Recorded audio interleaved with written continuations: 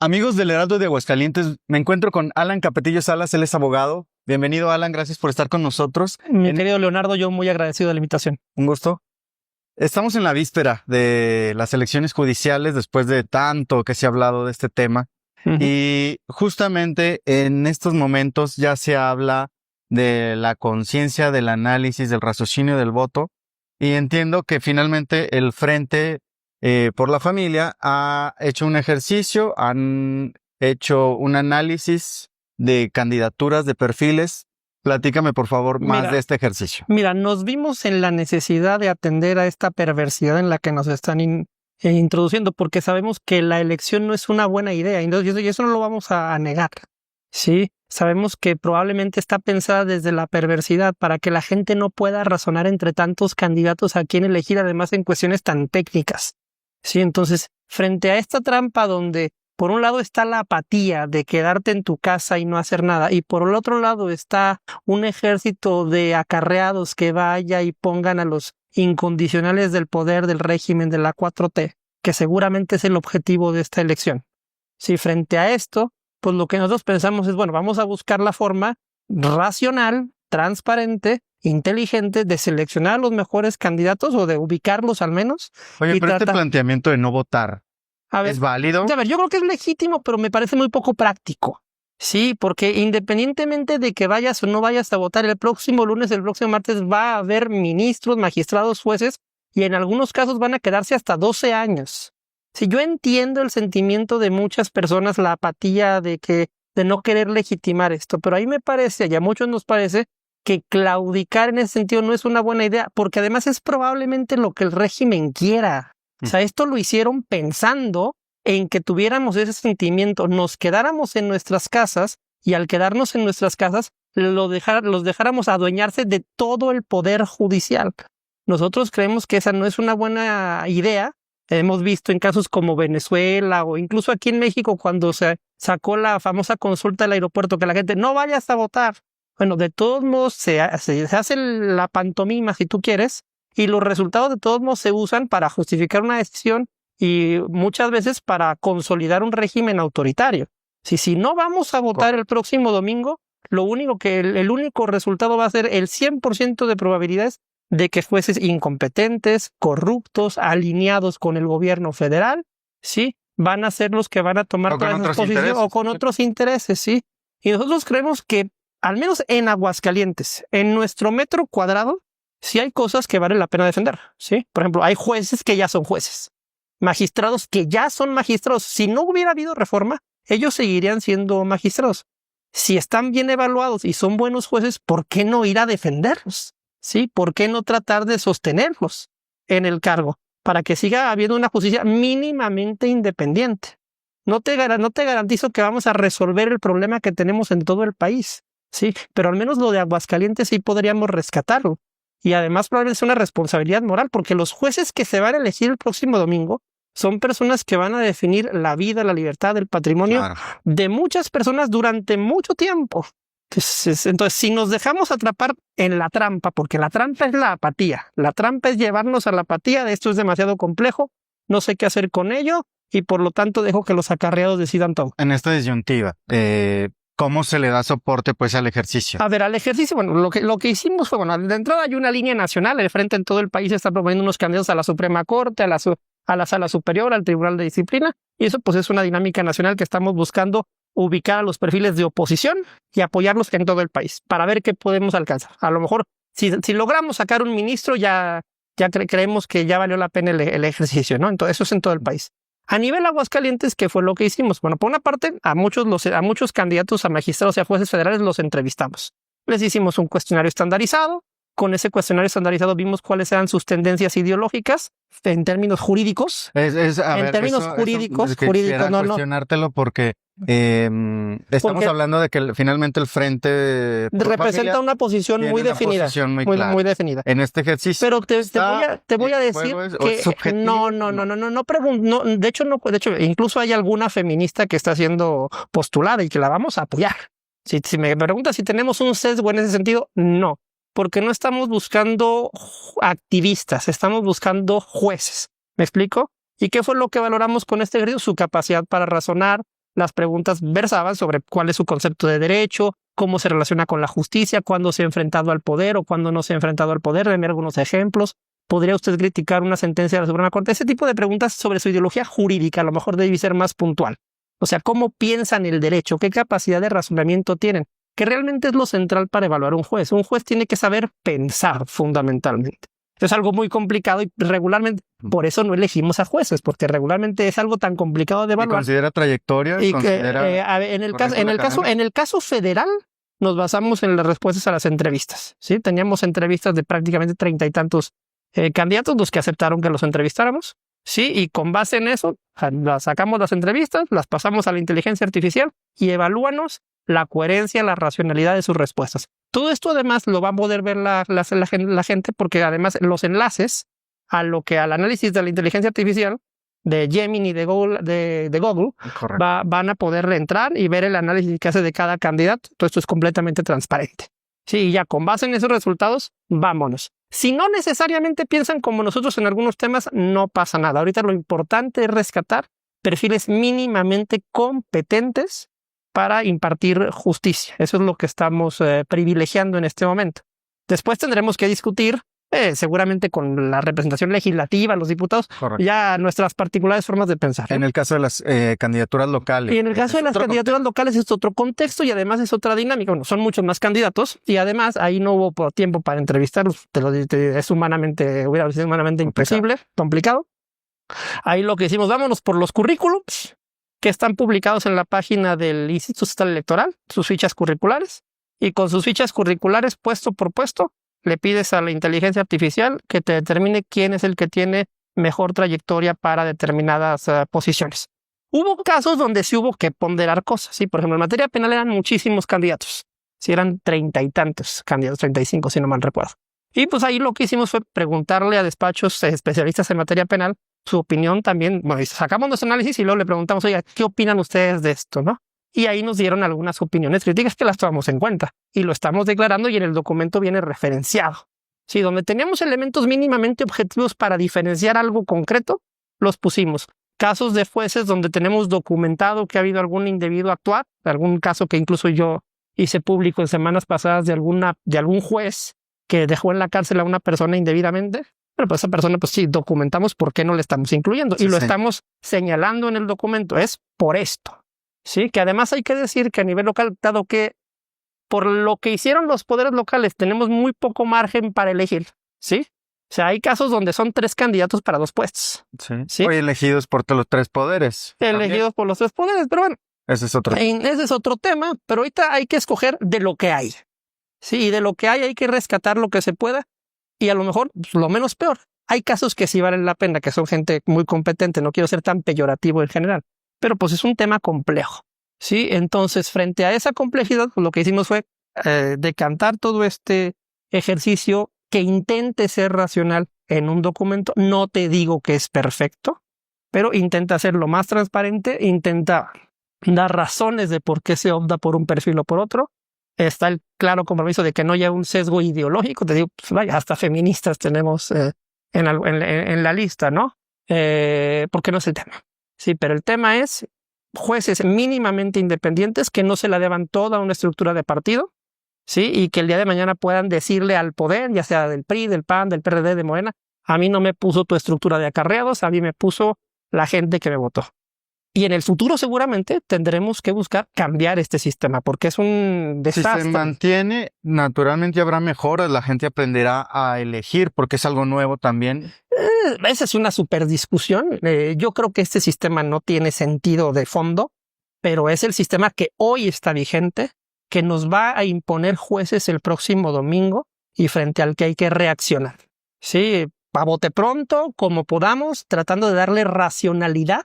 Porque el problema de esto es, obviamente, la elección es tan compleja, te dispersan entre tantos candidatos con puestos tan especializados, pues la lógica es, pues, ¿quién va a saber decidir? Claro, por supuesto. Sí, y seguramente para eso fue para lo que fue. Pero finalmente pensado. Es un elemento más de información, ¿no? Es un elemento más de información. Y la gente tiene criterio, sabrá definir su decisión. Y todo está además transparentado con las referencias a la inteligencia artificial, las entrevistas están publicadas, los currículums están publicados. Todo lo que se referencia en el documento está referenciado, lo pueden validar. Nosotros les recomendamos que lo vean el documento, lo analicen de aquí al domingo y si les sirve de guía, pues ya lo tienen en la mano el próximo domingo para poder orientar su voto con una racionalidad que además busque unificar criterios a nivel estatal y a nivel nacional, ¿sí? Para tratar de buscar los mejores resultados que podamos frente a este reto perverso, porque es perverso. Esta elección es perversa,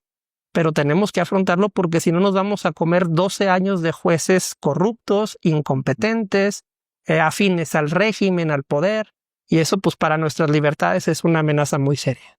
Alan, en el caso de ya entrando digamos, a la materia, en el caso de la Suprema Corte, que es importante, también se hizo el ejercicio. En el caso de la Suprema Corte te lo voy a decir cómo va. Esa es una directiva nacional que tomó el Frente Nacional. Tu servidor no participó directamente. Sí, nuestro dirigente nacional identificó perfiles que fueran fundamentalmente garantizaran independencia, ¿no? Sí. Independencia judicial frente al que no es fácil, porque pues obviamente la 4T no dejó pasar a los más opositores. A Roberto Gil, por ejemplo, lo sacaron completamente de la jugada, ¿sí? Que ahí tenía como un cierto pasado. Traía un tema, se agarraron de un tema partidista, pero por ponerte un ejemplo de opositores, o sea, así que tú digas, los más opositores al régimen no los vas a encontrar, pero de lo que hay, 60 y tantos candidatos, pues ubicamos a los que podían ser más... o garantizaron más independencia. Sí hay un caso muy particular y lo declaramos además con mucho orgullo. Ingrid Tapia, ella es una abogada a nivel nacional que siempre ha sido de nuestros temas, pro vida, pro familia, libertades fundamentales, siempre se ha puesto ahí litigado con el tema del aborto, y eso es así, porque no deja de ser también nuestro ejercicio y apoyamos a los candidatos que además tienen ese perfil sin discriminar a otros. También lo digo como va, ¿sí? Está, por ejemplo, Marisela... Se me olvidó el nombre, Marisela Morales, la ex procuradora en tiempos de Calderón. Correcto. Consideramos que puede dar alguna idea de independencia, ¿no? Fue procuradora en tiempos de Calderón. No significa que nos alineemos con el panismo o con el calderonismo, pero si tiene ese antecedente, pues probablemente pueda ofrecer alguna idea de imparcialidad o de independencia. ¿Sí? Y en el caso digamos, de las candidaturas más cercanas, ¿cómo viene este ejercicio? En las candidaturas más cercanas...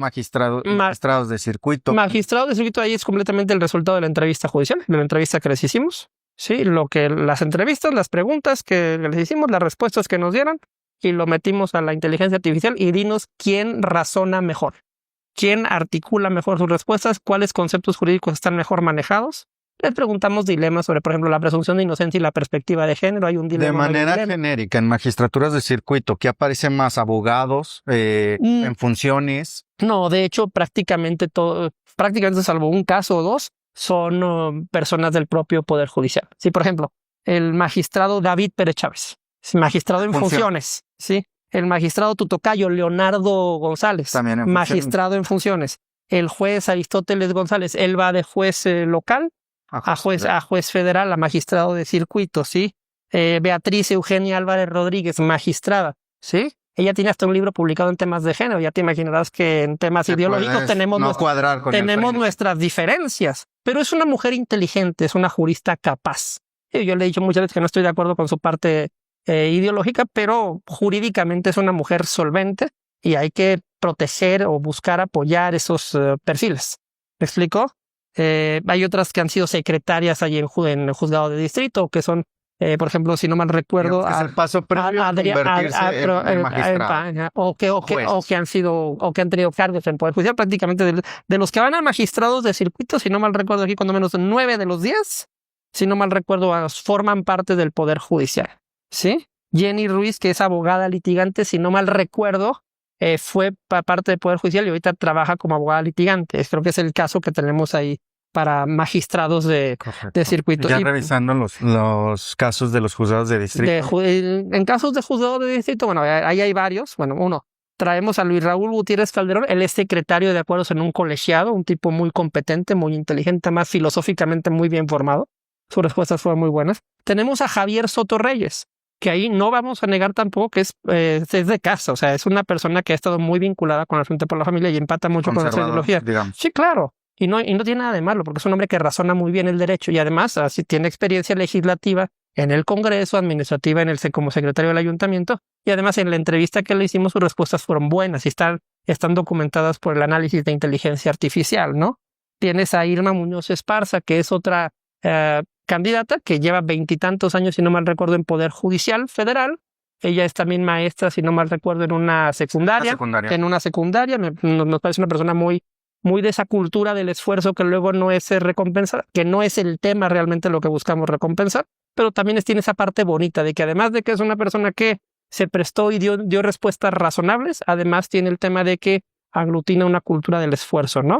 Sí, finalmente no está concentrada totalmente en el Poder Judicial. Nadie platicaba ya después de que la entrevista tenía una doble jornada, de que iba y venía de la escuela al Poder Judicial. Digo, no es un tema que nos haya convencido. Es un tema de color, es un tema de color respecto al perfil que se sostiene en cuanto al perfil del técnico, ¿no? De los candidatos. Porque hay personajes muy técnicos, por ejemplo, Rodrigo Nava Godín es un tipo súper técnico, súper formado. Él va para juez laboral en materia, y él es, ahorita si no me recuerdo, es secretario en un colegiado.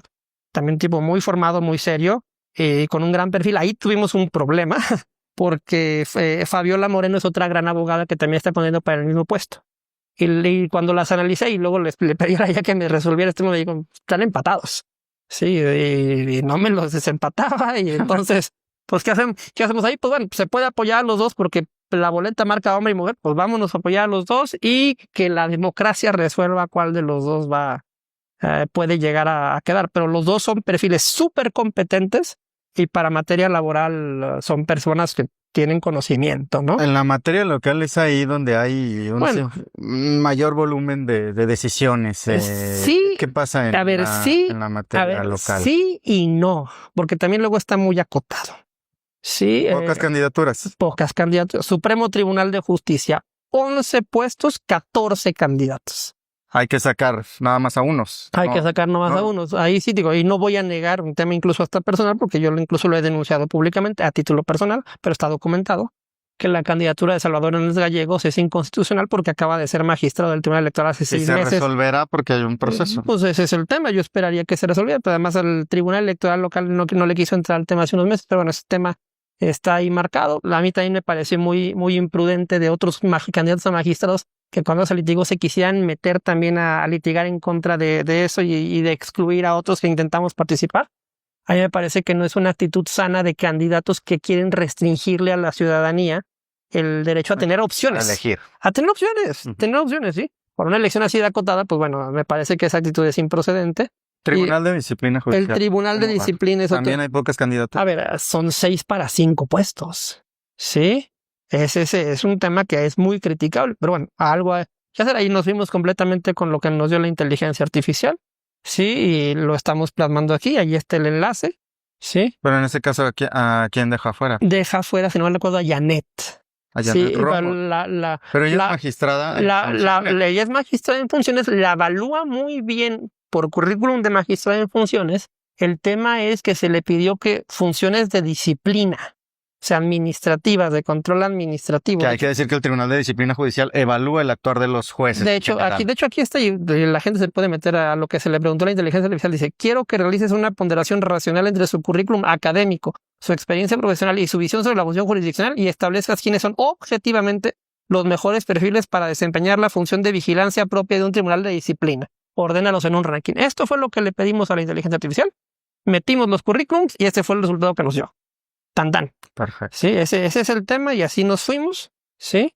Yo entiendo que la magistrada tiene una trayectoria en el área jurisdiccional, pero en el área de vigilancia y disciplina no necesariamente es el perfil que puntúa mejor. Sí, eso hay que aceptarlo así. El área penal es complejísima, son muchos perfiles. Muchos perfiles de abogados, ¿no? Muchos perfiles No, la mayoría, fíjate que la mayoría son jueces, de hecho prácticamente no, la mayoría son jueces en funciones que van a ratificar y creo que creemos que es una buena idea que gente que ya sabe permanezca, ¿no? Independientemente, pues sí, pues, analizamos sus currículums, sí, los ponderamos y lo que te digo, ahí sí fue un tema particular porque como es un tema también escabroso, complejo, donde hay que tener un conocimiento directo de qué es lo que pasa en El día de hoy le preguntamos a 3 despachos de abogados penalistas, dame tus opiniones, ¿sí? Correcto. Y con base en eso decantamos acá. Eso lo estamos diciendo con toda claridad. Obviamente esas opiniones son confidenciales. No vamos a exponer a ninguno de estos despachos a que tengan a jueces enojados con ellos. ¿Estamos de acuerdo? Porque hablaron mal de ellos. Porque hablaron mal de ellos. Entonces, pues bueno, ese es el tema. Hacemos la salvedad, está publicado, ¿sí? Y pues así nos fuimos con los demás. El tema laboral, por ejemplo. En el tema laboral hay que considerar que son también pocos juzgados respecto a otras materias. Están concentrados en lo penal, son 2 ahí. Materia familiar. Es correcto. En materia mercantil. En materia de auxiliar, ¿sí? Que es estos jueces que les ayudan a otras áreas a resolver sentencias. Ahí prácticamente nos vamos con puros que ya son jueces, ¿sí? Y porque vaya, no queremos realmente que improvisados, gente de fuera sin currículum, pues venga y se meta por la oportunidad de echar a perder la vida de las gentes que tengan que resolverle sentencia. ¿Estamos de acuerdo? Correcto. Entonces, pues aquí nos vamos por el currículum y lo que la inteligencia artificial dice. Y pues obviamente la inteligencia artificial, si le preguntas quién es el mejor juez, si hay jueces que ya están en funciones contra alguien que viene de fuera, pues lo más probable es que te arroje, ¿sí? Pues que el que tiene el cargo, pues debe de continuar. ¿Estamos de acuerdo? Que es básicamente lo que sucede ahí. Y bueno, mercantiles, que son pocos cargos, y faltan los mercantiles tradicionales, y las juezas civiles, que ahí sí todas son 4 opciones para 3 puestos. Ahí deberíamos votar porque hubiera más jueces, que hubiera más juzgados. Que hubiera más y que hubiera más opciones, pero esa es otra discusión. Eso nos peleamos con los poderes después, tanto con el Ejecutivo, con el Legislativo y con el Judicial. Que a ver, no estamos validando nada de lo que se hizo en el proceso de postulación de candidaturas. Creemos que eso estuvo mal. De hecho, se denunció y lo litigamos y seguimos señalándolo como indebido. Pero el próximo domingo tenemos que elegir y tenemos que elegir todo. ¿Sí? Correcto. Y pues frente a eso, lo que pensamos en el frente, bueno, vamos a buscar alguna forma mínimamente racional, no perfecta. No te digo que esto va a ser perfecto, pero de darle una racionalidad a esto, ¿no? Y que la gente sepa por quién puede votar o tenga una referencia. Y eso a la larga, si logramos que una parte significativa de la gente salga a respaldar a esos candidatos, va a fortalecer a estos jueces para que el día de mañana puedan decirle al poder, tú no me pusiste, me puso la gente, no me pusieron tus acarreados, me puso la gente que votó. Eso es lo que creen. Correcto. No, pues está definido pues el ejercicio. Y creo que es importante finalmente, en el caso de la inteligencia artificial, sabemos que es una herramienta. No vamos a irnos hacia ese tema, pero es una herramienta y es información. No, y somos completamente críticos del tema, ¿eh? La estamos utilizando porque no tenemos otra alternativa en este momento y porque además tampoco queremos cargar con el estigma de que nosotros... La subjetividad. Por nuestra subjetividad únicamente, ¿sí? Te digo, en el tema penal, pues hubo temas de preguntar a despachos de expertos, ¿no? Pero no queremos cargar lo menos posible con ese estigma, ¿sí? Algo que sea mínimamente objetivo, con los problemas que pueda tener, y seguramente los va a tener. Y con base en eso, vámonos porque hay que atender una decisión muy compleja el próximo domingo. Y pues es lo que creemos que se puede hacer. Creo que hemos nuestro mejor tiro para tratar de al menos defender nuestro metro cuadrado. Aguascalientes, los jueces que en Aguascalientes van a definir la vida, la libertad, el patrimonio de muchas personas en los próximos años. Y después seguramente buscar cambiar esto porque es demencial pensar que esto se tenga que hacer cada cierto tiempo. Es una locura. Muy bien, Alan, pues te agradezco mucho que nos hayas compartido pues el ejercicio.